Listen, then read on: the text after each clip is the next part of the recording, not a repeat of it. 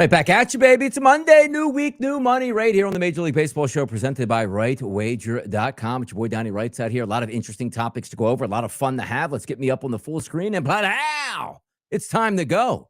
Interesting weekend nonetheless. Nice little Major League Baseball card setting up on a Monday. You know, we'll take a look at all those pitchers that we want to fade, some hitting environments that we want to take care of, and certainly try to get after it. So let's get a little vibe here, huh? The Pop Smoke? Pop Smoke on a Monday never hurt anybody, people. Come in here, have some fun, break down the Major League Baseball card, talk some action out here at this spot. Shout it out. Had a little bit of fun on the early line today on the Sports Grid Network. Going to join Craig Mitch at 1 o'clock Eastern today live for Newswire. So that should be some fun stuff. And maybe even later on in this week or next week. Welcome in. It is Game Time Decisions. Maybe an appearance on Game Time Decisions with your boy KW. You never know. You never know what happens here. You know, action breeds more action. Breeds more action. We're talking about team totals. All right, let's start the show and have some fun with this. My boys out here normally saying hello. Aaron, what's up, man? Saw you in the chat box right there. Thank you for tuning in. See how much we can rip off today. But you know what we're going to do? Pitchers, we'll break down the ones you got to fade, the ones you got to try to, sort of stay away from in that environment, pitchers that might be able to get had tonight, but more importantly, some of those lineups that we love. But let me just go back to yesterday and what's been taking place the past 2 days. Yesterday, I did split my premium plays on Right Wager. Had a team total on the Royals, which I'm going to get to in a moment, but hit my plus 125 alt team total. That was nice to have it. So lost a little bit of juice yesterday, but here's where the radar is certainly intact. The past couple of days, straight up on team totals, betting them or not, we're crushing them. Matching them up is a little bit different story. Had some letdowns and some horrible beats last week, and that's okay. You're going to get that. You'll win more of those than you don't. You remember the bad beats much, much more than the good beats, right? So to say the good wins, where it's like, I have no chance of that game. Oh, no, what happened? Grand Slam home run. I hit my team total. Fantastic. You'll get those. But hear me out on this. Yesterday, my alt team total that I liked, each team over 2.5 runs. It was Detroit going up against Wahanowitz. It was Arizona going up against Gordon. It was Seattle going up against Hauser. And Kansas City going up against Urania. I also took the straight wager for a team total on the Kansas City Royals. I don't know, statistical anomalies usually pop into your head. We understand that. Sometimes you get things that, don't quite make some sense out here. What's good, Kristen Hess in the chat box here? How you doing? Yeah, we're eating. Francisco, what's up? Love to see it. Everybody saying hello. Fantastic stuff. By the way, you can watch on a lot of different outlets here. YouTube, if you want to watch through there, fantastic. If you want to watch through Twitter, fantastic /X. You just go down my screen right here to make sure that that's kicking out there as well. So what do we have? 12:03 right now. Let's see. Yeah, it's on there live too. I love it. Using Restream, it's been great. Information's been clear all the way through. Not having any hitches here. Picture looks good. I know getting a lot of good feedback on that. But understand this. When we're breaking down Major League Baseball, you are going to get those bad beats. I told you yesterday, 4.5, minus 140 was the team total for Kansas City. Sometimes you put like best bet, second best bet, third best bet. They're all really the same thing. You're just looking for an edge and some leverage. Equate it to craps, right? Let's just say you are a player that plays the don't pass. First roll comes out, it's a 5. Okay, the point's been established as a 5. But you're on the don't pass. That's a 7. What do I mean by that? Oh, look at that. 7 has a better chance to come out than a 5. Odds are in your advantage. Let's just say the come out roll was a 4. And you're betting on the 7 on the don't pass. You have even more odds in your favor on the 7. See where we're going with this? Just a matter of how much you think leverage you have. But the dice always don't turn out the same. You could roll 4s and lose. You can roll 5s and lose. You can roll the 7 and win if you play the don't pass. So here's what I'm bringing up from yesterday. Kansas City probably was my strongest handicap of the day. I really like the lineup, and it didn't matter that Bobby Witt Jr. sat yesterday. They had some really good bats in the lineup that measured up well against Urania. Urania is a terrible pitcher. The bullpen is absolutely horrendous for Minnesota. I had a game going to extra innings, and they only scored 3 runs talking about Kansas City. They left 15 runners on base. They went 1 for 15 with runners in scoring position. You should win that game. And by the way, if statistics are you have 15 attempts with runners in scoring position, and you have 15 people on base, that probably factors into 7, 8 runs at a minimum, probably double-digit runs. It didn't happen yesterday, and that's okay. We took the loss on that. But look at the other games that we had wielded in there, because the Twins ended up winning that game 5-3. Sometimes when you can't win your bet, it's like, all right, just go out and lose the game then, because you're already going to take it out on them, right? But then you slide it down, you see the Tigers. Usually 4.5s are the team totals that you're looking at, right? Tigers scored 9 runs. That's a full game team total easy that we also had paired into the over 2.5. Scroll down just a little bit more and find some other games out here. The Diamondbacks. I would have them over 2.5 in an alt parlay. They scored 13 runs, absolutely smashing their team total as well. Another game that I really like, the Seattle Mariners. They scored 6 runs, easily hitting their full game team total and the 2.5. So it's funny where you match up like one game and it doesn't work out and gives you a 1-in-1 day when you basically nailed everything on the card. Those are the things that happen out here. Just the way it is. Jack Keller, what's up, man? Is Minnesota taking Yankees tonight? Ooh, Minnesota and the Yanks? How about that? I've been rewatching it later in the day. I haven't been able to catch the show live, so thanks for keeping it. Yeah, exactly. Keep the video up all day. That's the best part about this. You can always check in. It's always up on YouTube, on Kick, on Facebook, wherever you want to get it. Certainly come have it. By the way, have you seen me having some fun on TikTok out here in these streets? 47-year-old man learning TikTok. Love to see it. Getting those videos out for the people, just having some fun for engagement out here. It's the way we do it. Now understand this. Back to the task at hand. These big-time wins are going to come for us here on a day-to-day basis. We're going to get those back. I just feel bad that I squandered like the past 3 days where it could have been monster profits if you just laid it all out. But I don't like to do that, though. You know, it's basically you're picking your best stuff here and letting it loose. You're going to win more times than not. Trust me. Especially in games where you have 15 base runners. Ridiculous. Or, excuse me, strand 15 base runners. Which I guess easily, but they had 18 since they scored 3 runs. That really should be 7, 8 minimum runs, but it didn't happen. That's okay because the numbers were there, the chances were there, and sometimes that's all you can ask for. Have you ever lost a wager? I don't know, a football game. Hey, I need to cover 14 points. Yeah, we got 3 first downs the whole game. Like that was just a bad handicap and you live with it. But there are some times you say, okay, I'm getting 14 points and I outgained my opponent and still lost the game. You get that. It happens at times, but trust me, those bad beats that you remember like yesterday, they stick in your mind more often than the 3 to 4 good beats that you'll get during the week or good bets that you'll have that you didn't think you were going to win, that you wind up winning those. Case in point. So let's move over to today. And let's take a look at those starting pitchers that we like to look at. Also, I did caption this video of when we're taking a look at, what some statistics that you always like to add into the season of what have been working well. And we're going to get to that also. Kristen Hess's Phillies first half +5. Which obviously means you guys out there, first 5 innings wager, getting a half a run. You know what? It's a good point Kristen brings up right here in the chat box. The Phillies are underdogs today to the Cincinnati Reds. Taijuan Walker has been pretty good his past couple starts. But also that handicapper in me sees that number and goes, oh my God, how many fish in the sea are going to take the Philadelphia Phillies tonight? I got to tell you, man, seeing the Reds as a favorite, it was a little bit shocking. -125s, -130s here. What do we have in the marketplace right now for that Phillies game? Just a quick double check. Yeah, 122 at FanDuel, 126 at DraftKings, 120 at BetMGM, 125 at Bet365. Ticket count, 57% of the money line wagers coming in on the Phillies, 67% of the money coming in. That line's not moving all that much. That's usually one of those white flag games that you look, false flags, I should say, where it really points you to the Reds. Not to say the Reds are going to win, just an odd line, certainly, to take a look at this point. But let's get back to the pitching card. Number 1 on the card today for me, past 45 days, Garrett Crochet, guys. 277 ERA, 242 xFIP number. Absolutely fantastic. Put out a little video of who you got. I'll do that on a day-to-day basis. Just pick out an interesting matchup of the day or an interesting bet, put it out to people, almost like a poll to see who has what at this point. But he's the best on the card. Yamamoto's number 2. Zebby Matthews is number 3. 19 and a third innings pitched over the last 45 days. He's got a 5.12 ERA, which is really high. But his xFIP number is a 299. It's one of those analytics versus the eyeball test here that you got to sort of play out. Eovaldi's way up there. Logan Webb, another interesting one to me here.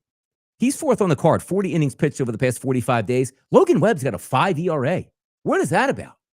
This guy's usually into pitching into, Cy Young categories. And now we're led to believe that he can't get anybody out at this point, but the analytics crowd still loves him. They still do. 3.15 xFIP over that 5 ERA time frame over the past 45 days. Not a lot of walks, get some strikeouts. That'll certainly put you back in the good graces there. Bottom of the pitching card today, guys. One that's going to be tough here. Let me just go over Colorado. Dollander on the mound this evening. Now, does he have... Because on the early line, it's like, I'm just going to take this over. Just because, You score runs for Colorado, and Colorado gives up runs. It's just what they do. But Dollander's supposed to be back tonight. Let me see, by the way. I don't want to handicap this game just yet, but let's just take a look at Dollander of his rehab starts. Because they need all the help they can get. Pedigree pitcher, non-pedigree pitcher. And by the way, Chase Dollander was a first-round draft pick of the Colorado Rockies in 2023. It's not one of those slop guys they just bring up because they don't want to start the clock on anybody. His game logs, last time he pitched in the majors was the 6th of July. 3 2/3 innings pitched, 3 earned runs. Before that, gave up 6 earned runs, and he just got banished to the minors. He has had 3 starts in the minors here since. 5 innings pitched, 5 earned, 2 2/3, 3 earned, 3 2/3, 3 earned. He's in bad form. We'll get back to that in just a little bit here. Aaron Schoen says doing the go for the 2 alt Ks for the top 2. Hey man, alted up higher, alted up lower. It's the way you do it. It's fun.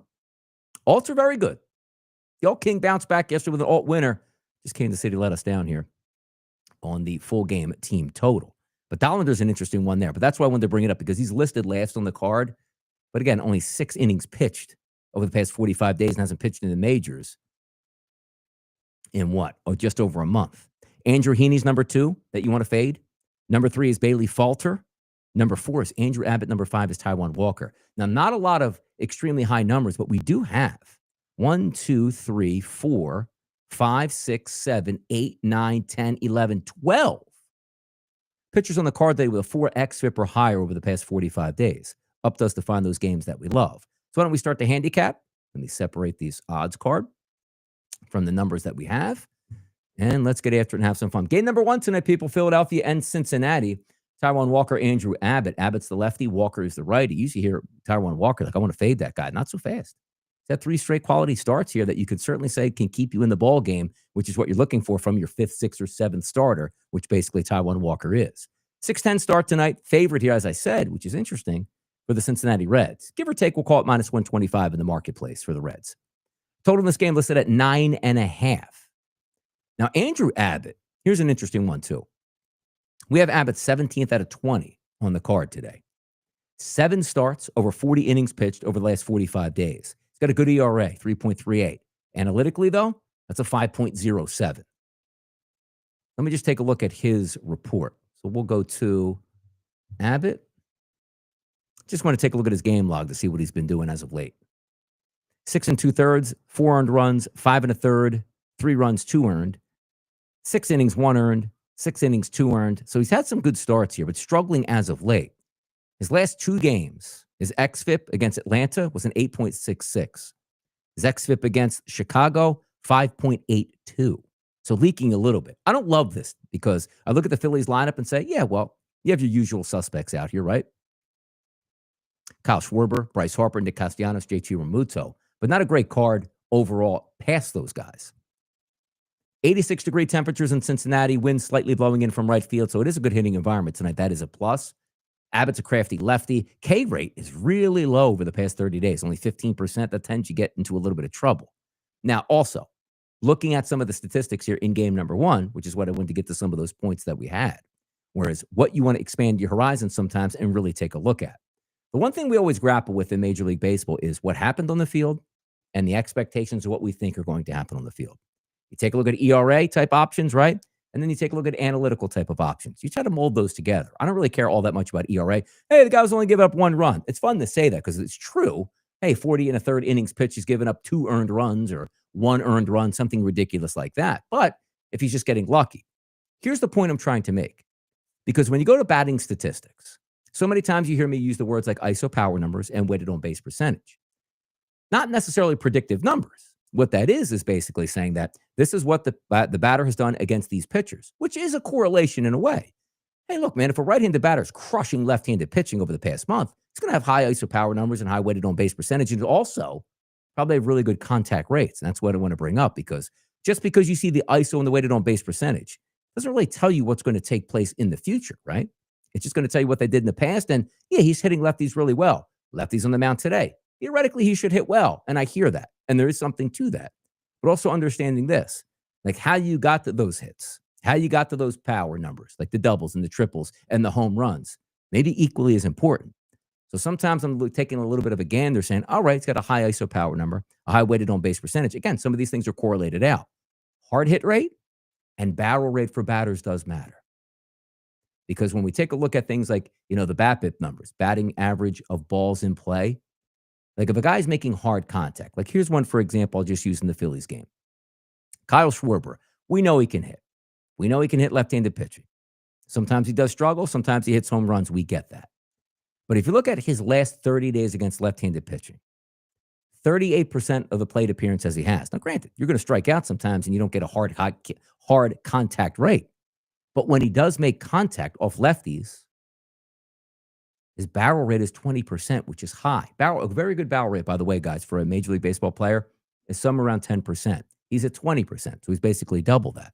But also the hard hit rate is at 70%. That means when he's making contact, 7 out of every 10 at-bats that he makes contact are hard hit rates, not just pop-ups to the infield or slow ground balls to the second baseman.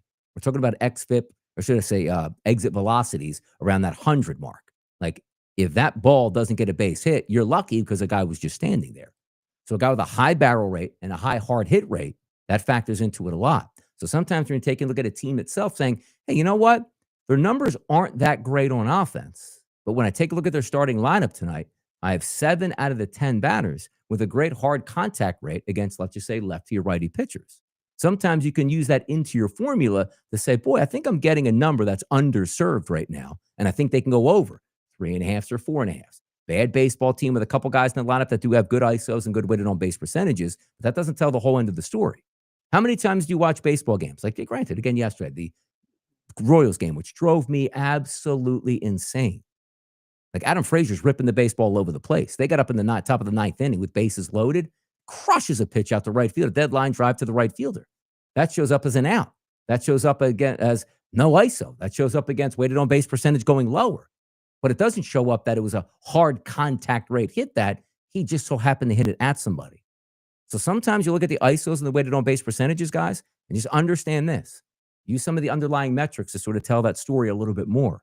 Go to the hard contact rate. Go to the barrel rate here, because you can tell sometimes where a guy's about to bust out. Hey, if you have a very good weighted on base percentage, but your hard contact rate is like 15, 20, or 30%, that weighted on base percentage is going to come down, no doubt about it. So just some food for knowledge out there when you're watching this back or watching this live right now.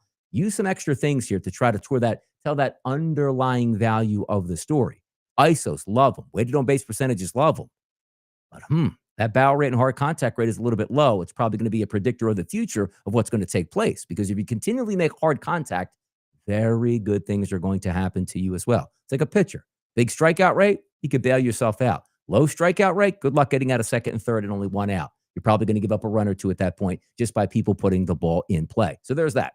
But Walker and Abbott today, not absolutely loving the story between either one of these. You know I'm a Phillies fan, so again, I'll just be watching that game and sitting it out. Minnesota and New York today. Zebby Matthews is on the mound going up against Will Warren. 150s overnight. That's now up to about a minus 186 price at DraftKings, 185 at BetMGM. Right in that 180 range is what we're getting right now.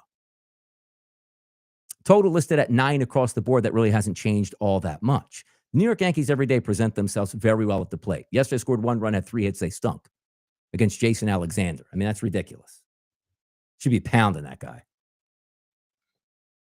But if we are taking a look at Zebby Matthews, is a high K guy. And if we look at our pitching chart today, I already told you when we went over it, Zebby's number 3 on the card. 5.12 ERA, terrible. 2.99 xFIP, fantastic. But that's only over 19 and a third innings pitched. It's going to strike you out, not walk you. That means not a lot of free passes. 80-degree temperatures in the Bronx tonight. Like Grisham, Rice, Judge, Bellinger, Volpe, McMahon, all have really good statistics against right-handed pitchers. Here's the caveat, too. Yesterday, Urania was short. Like, they used a lot of their bullpen over the weekend against the Royals. That's a bad bullpen. Like, just getting lucky against Kansas City yesterday, yeah, that happened. So if you're telling me you can knock Zebby Matthews out by the 5th inning, got 6, 7, 8, and 9, worst case scenario, to go against that terrible bullpen, things should change for the Yankees.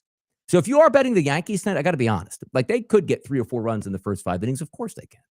1 swing of the bat, man on base, that's 2 runs right there, popping away you go. But I got a feeling like if the Yankees are struggling, 1 run with Zebby Matthews in, you should have got to press that button down on the team total late in the game, because that bullpen stinks for Minnesota, and they should be able to hammer it. Will Warren on the opposite side Take a look at his numbers. 15th on the card out of 20, 4.02 ERA, 4.55 xFIP number. Wallner looks decent. Cody Clemens looks decent. K-Shaw looks decent. By the way, K-Shaw hit that home run yesterday in extras, and again, I had 2 innings of extra innings, and Kansas City couldn't score. By the way, bone to pick with Major League Baseball managers, not bunting in extra innings is ridiculous. The man's on second base, bunt in the third, make contact, get a run in, and force the other team to do the same thing. Should have an easy victory taken away. You could tell I'm still absolutely steamed up here. Still absolutely steamed up. I can't believe that they lost yesterday. All right. I had to get that out of my system. Just anger. Sometimes you get angry. Not in love with this game with Will Warren, even though his pitching prospects don't look all that great. Not a great lineup for Minnesota. We'll leave that one there. Kansas City, the bane of my existence yesterday, going up against Washington. Cade Cavalli's on the mound. His first start out, by the way, burned me a little bit too. I think the Athletics were playing Cavalli last week, coming after, Tommy John surgery, working his way back through the majors, or getting to the majors through the minors, and he had a pretty good start. Maybe it continues today. Kansas City always presents itself pretty well. Even the hard contact rate is okay. Barrel rate's okay. Not in love with this start, though, because Cavalli looked decent. We'll see how it factors in. But you know how this goes. You know how it goes. Like, I'm not taking Kansas City today because they did me dirty. They got their team. They got their alt team total, so it was okay, but I still wanted the 5 runs. But I'm not betting Kansas City because they make me angry today. Like, that's certainly not going to take place. But watch them score 7 or 8 runs off of Washington. Never fails at that point here. Back around game 2. Bailey Falter, terrible pitcher on the mound today. 32 innings over his past 45 days, 5.63 ERA, 5.08 xFIP number. Here's the issue. Washington stinks against lefties. They just do. Advanced but here we go. Here we go. Here we go. Here we go. Here we go. Here we go. Here we go. You hear me get excited about that? It's what I do. Falter is bad. Not a good pitcher. Look at the ISO power numbers here for Washington. Paul DeJong, very good numbers, only 16 at-bats against lefties over the past month. Josh Bell, same thing, 23 at-bats, not a huge number. Robert Hassel, decent, but only 7 at-bats. Riley Adams, 18 at-bats, 438 ISO. You like to see that. K rate's off the charts between these guys. Again, not a ton of at-bats, but they just don't hit lefties all that well at all. Go to some advanced statistics, though. Their hard hit contact rate, if they can make contact, is really good. Their BABIP, balls against, or batting average of balls in play, it's really low. Something's got to give tonight. Something has to give. So let me write this down because I like to do these cards early in the day, and I love the fact we have no day baseball so you can digest. But I'm going to put down Washington, and I'm going to put an asterisk down because it's one where extenuating circumstances might dictate a play. You hear where I'm going with that? But also at the same time, it's like, don't outsmart yourself. I always say that to you people out there. Do not outsmart yourself. That's the key ingredient. But I'm telling you, the hard hit contact rate, James Wood, 60%, Abrams, 39%, DeJong, 42%, Brady House, 70%, Josh Bell, 58%, Hassel, 50%, Adams, 80%, Drew Milas, 75%. Not household names, not a ton of at-bats, but hard contact, absolutely. Joji, what's up there? Watching through Twitch. Love to see it, man. Twitch is out there, Kicks out there. I see some from YouTube, X. You guessed it. What's the easiest one to watch? Because back in the day, I was always going to watch something through YouTube because, like, you can pop into the chat box. You can see things a little bit easier. But shout out the other people checking in here at this point, man. Love to see it. I do love to see it. Love to give the shout outs as well. Keep this thing going, rolling and having fun here on a Monday. All right. So Kansas City, Washington, you got intrigue. I'm telling you, man, we got intrigue on Washington. I'm just saying. Detroit taking on the Chicago White Sox. And by the way, the line for Falter and Cavalli, heavy favorite for Kansas City, man. 125 overnight. That's up in the 150s at most outlets. Let's take a look at Detroit and Chicago. Paddock versus, it says Piguro here. I think he's going to open today. Let me just go down and scroll through here. Yes, Elvis Peguero is going to open up for Tyler Anderson. Right there, we get excited. We do. Let me just see if I have any statistics here on Tyler Anderson. Because Peguero will open, and that's no big deal. Hard contact rate, fantastic against righties. But that's not the focal point here. Let's take Anderson is a lefty. So we'll go Tyler Anderson's numbers. This is interesting. 51 at-bats. 51 batters he's faced. K rate 28%. Walk rate's okay. ISO against is really good. He's a fly ball pitcher. No doubt about it. Hard hit contact rate to righties is up there pretty high. Lefties actually he's manageable with. Barrel rate is low. What do you do with this, though? Let me switch over to lefty. So if we look at that lineup today, Gleyber Torres, very good. Kerry Carpenter, very good. Dylan Dingler, very good. Everybody else, not so good. How about some barrel rates and some hard hit contact? See, we're going to get ruined in this game. Number one, I can't stand openers, which they'll probably bang around Elvis Peguero anyway. But Alexander coming in is a little bit sneaky and not a lot of lovely statistics. Now, as I say that, Cole Keith doesn't have a lot of statistics against left-handed pitching, excuse me. He's a lefty. He's still really good. Hard hit for Torres, hard hit for Carpenter, hard hit for Torkelson. Perez, Green, Dingler, decent. Zach McKinstry, not really, but he does make contact. Javi Baez, also good numbers. So you have Detroit. I'm just going to put this down again. These are just food notes to go over. We'll go Tigers also with an asterisk here. I don't love the lineup, but they got some good hard contact rates that maybe can show up at this point right now. Yeah, Jonesy says Twitch is the easiest for viewers. Francisco Cabrera says YouTube. And also Francisco says watching the show on my TV and books open as we go. Let me see if I can just see if we could put you boys on the screen. I'll take my thing out here and put that up. As long as we don't, because sometimes we get spammed in when I put this up on the screen. But I do like the comments that are rolling up there. I like you guys that chime in where you can see, yourself on the screen at this point right now. Great stuff here. Great stuff. All right. So just going through the motion here on some of these games. But yeah, I'm going to put that down. Now let's flip it over to the other side. Chris Paddock is on the mound. I'm telling you right now, don't leave out bad baseball teams when you're looking at team totals. Because you always need a running mate. If their pitching staff is bad, that means you might get in a run. And also, some of these teams are so bad, guys. How many times do you see 9-1 going into the seventh inning? Like, oh no, I took an all-team total. I need 3 runs from the Rockies. The other team's not pitching. They're good, back end of the bullpen guys. Just looking to throw strikes with guys that are average and get them some innings and get them in and out. So when I always see that, I'm like, oh, that's good. Hey, 13-1 in the seventh inning. Those games end up like 13-5 half the time because nobody's paying attention at that point. You hear me out on that? Makes some sense. So when we look here today at the Chicago White Sox, Chris Paddock's not a great pitcher. If I look at Paddock on my 45-day chart, I have him coming in at 9th overall, 5.55 ERA, which is high, 4.03 xFIP number. I think he had a couple good starts mixed in there for Paddock. Let me just go and bring up his statistics right now. Let's see what we got. Game log, last start, 4 innings pitched, 4 earned runs. Before that, though, look at these 2 starts before it. 6 innings pitched, 1 earned, 6 innings pitched, 1 earned. Very good. Before that, blown up in 2 starts against Colorado and Chicago. And that was the Cubs. Okay, I would have liked that for us the other way. So against the Twins, we're a light hitting lineup right now on August 5th. They got hit around a little bit. You got how many lefties in the 1, 2, 3, 4, 5 estimated? Look at the weighted on base averages against right-handed pitching for the White Sox, too, guys. 326, 351, 311, 414, 350, 314, 333, 352. Michael A. Taro is a little bit low. ISO numbers are high as well. Let's take a look at the advanced numbers. Hard hit contact rate. Talkman, not great. Sosa, decent. Benintendi, good. Robert, good. Montgomery, good. Meade, a little bit low. Teal, high. And so is Baldwin. I got to tell you right now, we got some ugly teams, and that's okay. I'm going to put the Chicago White Sox down with an asterisk today to come back to a little bit later.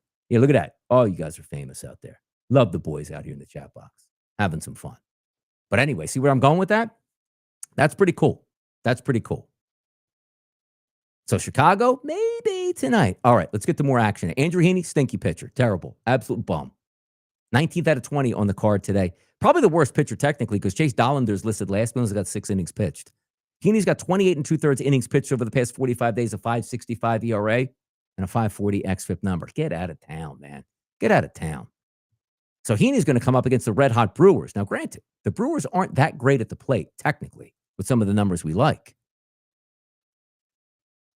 Durbin struggles, Collins struggles against lefties, but you do have Contreras, Vaughn, Perkins, and Monasterio. Now, hold on here. I don't have Christian Yelich in the lineup today. Did I miss something here? Let me just go to Twitter real quick and type in Christian Yelich. Scheduled off day. Like, what do we have here? Let's see what pops up. Nothing there, nothing there. Don't see him with Hoskins and True coming back in weeks. It doesn't show anything here. Let me see if I can put that full name in. Christian see if I can get this here. All right, there's the full name. Christian Yelich. Come on now. Latest update. I don't see anything in here. So maybe assuming against lefty on lefty, he's not going to play at this point.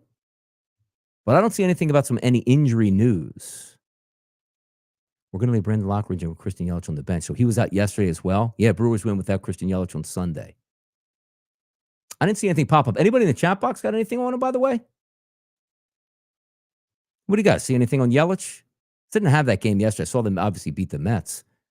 Okay, Grok had yesterday confirmed Christian Yelich is indeed out of the Brewers lineup versus the Mets. Likely get rest day per manager Pat Murphy on his Sunday routine. So let's see if we get him back on a Monday, because that could change some things here. But anyway, back to the initial point. I would love to fade Andrew Heaney today. I really would. And from the looks of it, every single batter in the lineup today will be a righty. Heaney's last 71 batters against righties, 71 that time he's pitched to righties, 318 ISO, 392 weighted on base percentage. Hard contact rate, 52%, barrel rate, 15%. So let's put down the Brewers. I'm feeling better and better, guys, about this card right now. I really am. This is awesome. Yeah, Jonesy says there in the chat box right here. And when I look over to my side, just a bigger screen that I can see from my return monitor. Yeah, he should be back in the lineup today. Looks like it was just a day off yesterday. We'll see if he gets back in there. If we do look at Yelich's numbers against lefties over the past 30 days, what has he been doing? Let's see. Not great. 0.42 ISO, which is bad. 316 weighted on base percentage. To be honest, it might not even be a net positive if he's back in the lineup today. That could be something a little bit different here. Huh. Interesting. All right, let's keep going. Again, but factor in that Milwaukee might be on that list. You go up against Jose Quintana. Here's what's going to drive me nuts. Pittsburgh doesn't really hit lefties. They don't face them all that much. Their numbers are off the charts for at-bats in the teens. I don't know if I can trust it, though. 15, 16, 18, 8, 7 at-bats, 12 at-bats.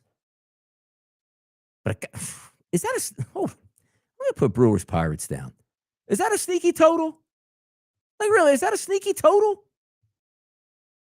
Really?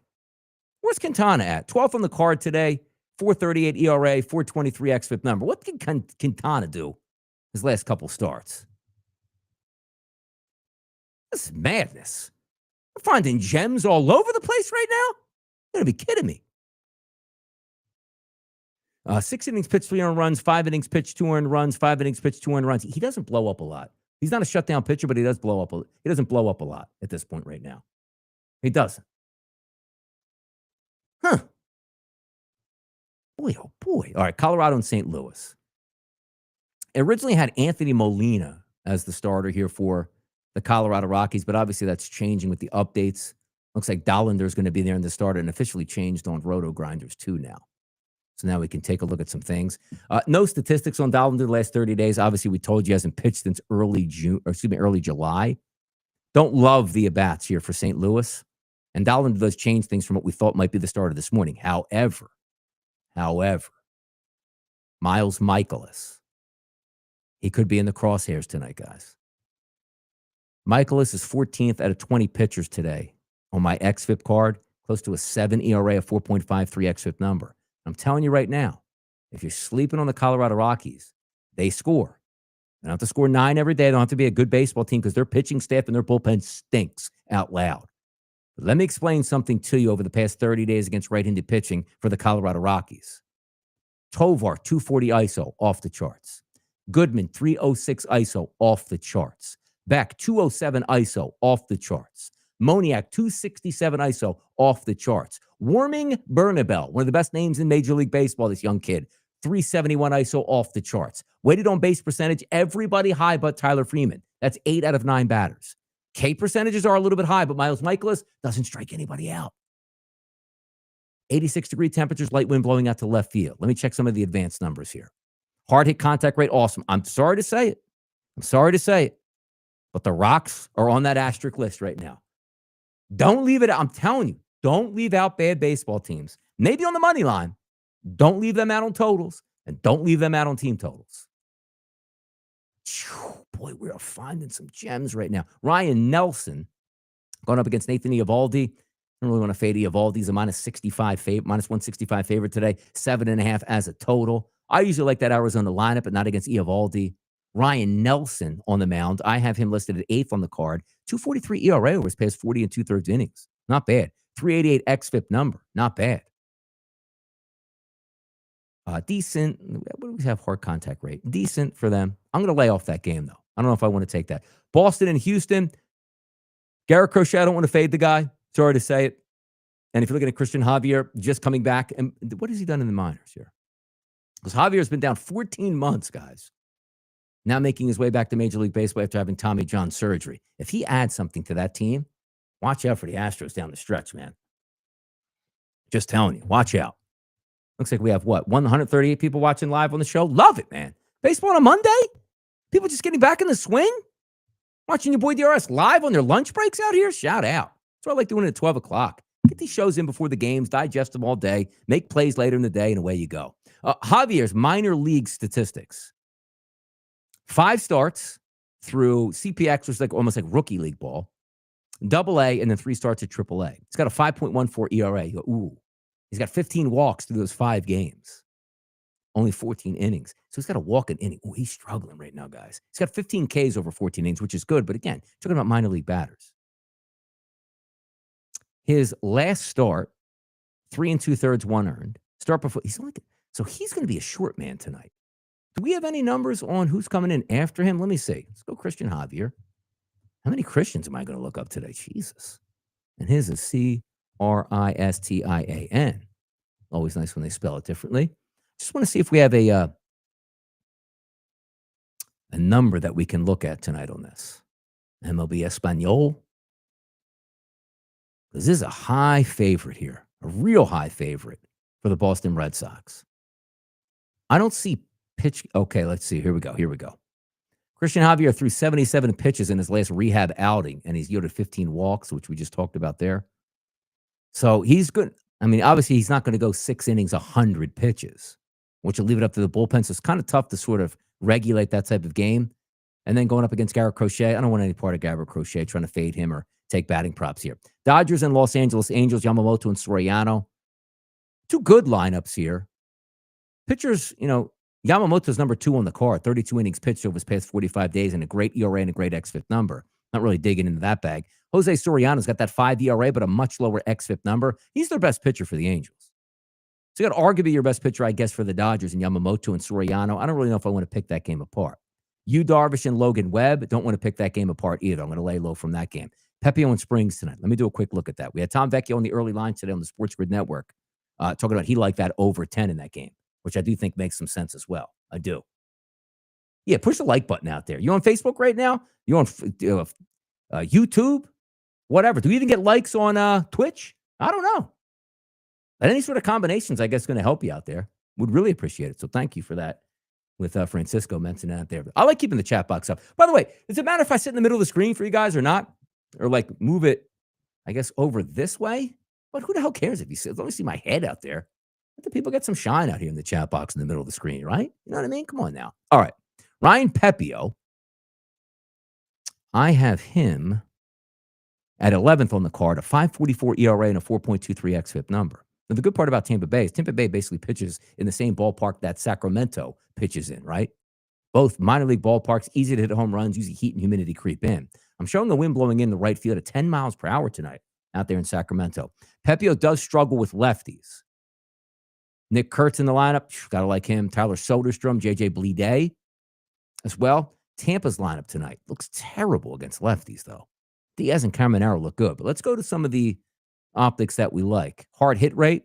I got 1, 2, 3, 4, 5, 6, 7 guys, and a good barrel rate too for Houston. For the Athletics, I like that. Springs, he had nothing. I have nothing on Tampa tonight, by the way, to fade Jeffrey Springs. Jeffrey Springs is 10th on my card today, 3.20 ERA, 4.23 xFIP number. A couple of those guys on the A's that I do like, not loving that game. So I don't know if I'm going to asterisk that game right now, unless it would be for the Athletics lineup, but it's not a great one. Barrel percentage, I guess the lefties, you could probably call a home run shot between Kurtz and Soderstrom. Kurt Soderstrom and Blade. One of those is going to hit a home run tonight. I just don't know. Mixter, what's up there, buddy? Shouting that on X. Twan's out there. William Contreras, book it? Yeah? All right. I see you. We're getting everybody matched up from every angle. 150 people watching live now, so certainly building it. But I do have a show I have to do and get ready for in about 15 minutes. Newswire on the Sports Grid Network. Me and Craig Mitch going to update some topics there. Landon Dickerson and the boys for the Philadelphia Eagles. Look, we're in an Eagles shirt right now, man. Come on, Landon. Hopefully it's not all that bad. I didn't check any Twitter in the past 30 minutes. Hopefully no bad information came down at that point, but I'll certainly be finding it. But now I'm telling you right now, Washington, Detroit, Chicago, that's the White Sox, the Brewers and the Pirates, and the Colorado Rockies today have asterisks here. I would like to play a couple team totals. I'm going to have an all-team total on rightwager.com. That's a fact. That is a matter of fact, and I expect to win those. But I need to see some of these starting lineups come out because I'm intrigued. I started to look at this card early this morning, guys. I didn't love it. I'm starting to really like it right now, and that's what I'd like to see. Lineups will come out. First game's at 6 o'clock tonight. Let's have some winners. Let's have some fun. But I do want to thank you guys once again for tuning in. I love when people are in the chat box, man. If you're watching this show, get in one of the chat boxes. Wherever you're watching from, Twitter, X, Twitch, Facebook, Kick. What else the hell are we on out here? A couple other platforms as well. Having some fun. But thanks again for tuning in. We do this every day at 12 o'clock. It's a lunch break with your boy DRS to have some fun and get involved with. We'll catch you later. Check out rightwager.com.